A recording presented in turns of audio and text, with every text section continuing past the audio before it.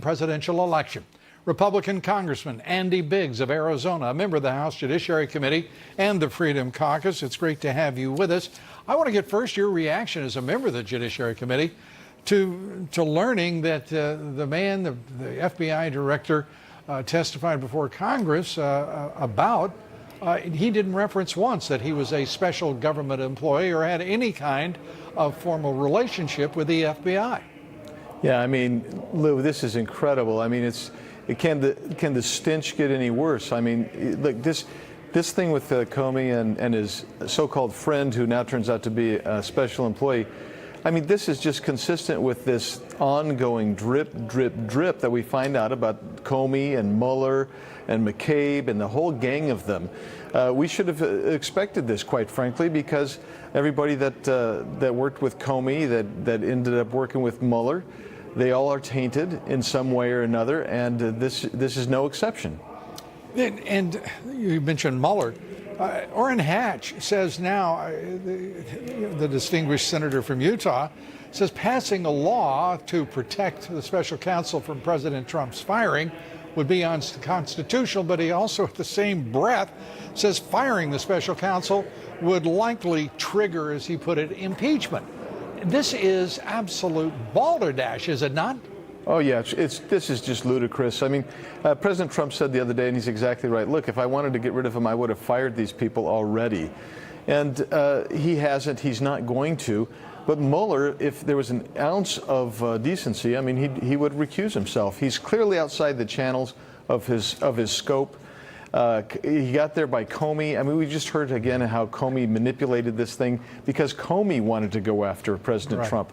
This is just corruption at its highest levels of government, and there's a reason why the American people are saying, look, we just don't really trust even our highest law enforcement officers anymore. It's not the rank and file. It's these guys at the top. Let me ask this question as well, because it goes to the leadership of both the House and the Senate. Knowing full well that Comey manipulated the system to create the result he wanted, which was a vindictive act against the president who had fired him. This is, why in the world won't the Speaker and the Majority Leader say, this is nonsense, hold the fired FBI director accountable for the events that he created? Well, absolutely. We need to do that, which is why we wrote our letter. The 11 of us wrote the letter, because we think that Mr. Comey should be investigated just like Hillary Clinton, Loretta Lynch, everybody else that's been shown to be tainted, that is, they've got little dirt on their hands. And Mr. Comey's right at the top. He's kind of the hub with Rod Rosenstein himself. And, I don't know why we can't seem to get enough fire anywhere else, but that's why I introduced an amendment on that omnibus bill saying defund Mr. Mueller's investigation.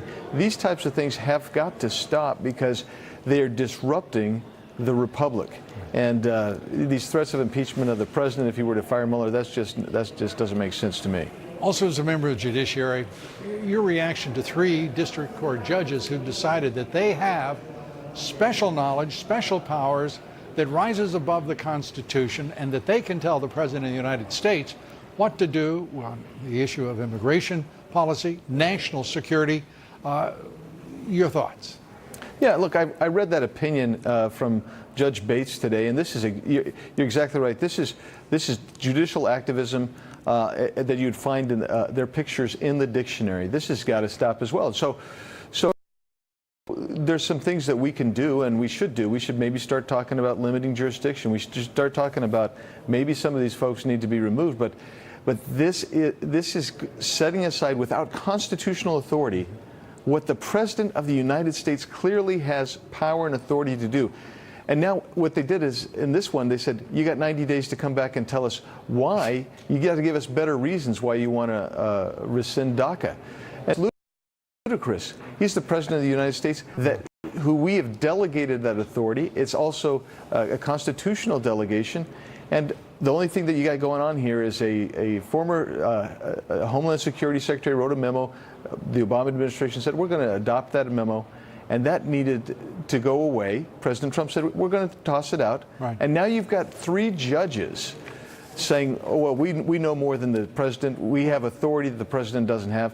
And they clearly do not. and that's a problem, and we've got to rectify that. Well, it should be rectified. There should be some sort of correcting mechanism within the judiciary itself, whether it be the Supreme Court or whether it be administrative judges that would have some sort of supervisory power.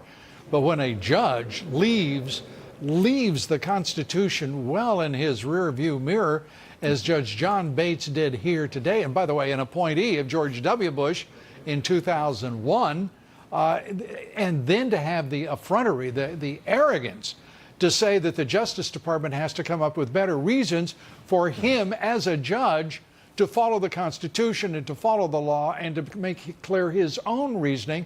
That's an absurdity. It's arrogance on top of activism.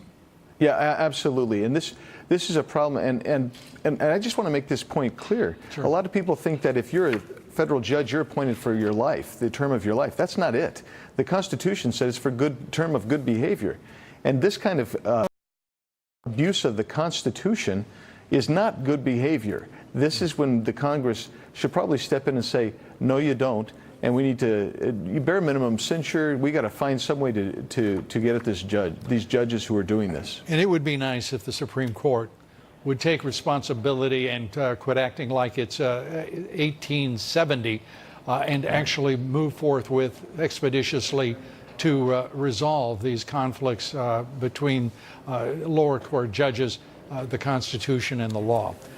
As always, Congressman, I appreciate you being here. Good to see you. Good to be with you, Luke. Thanks. Thanks so much.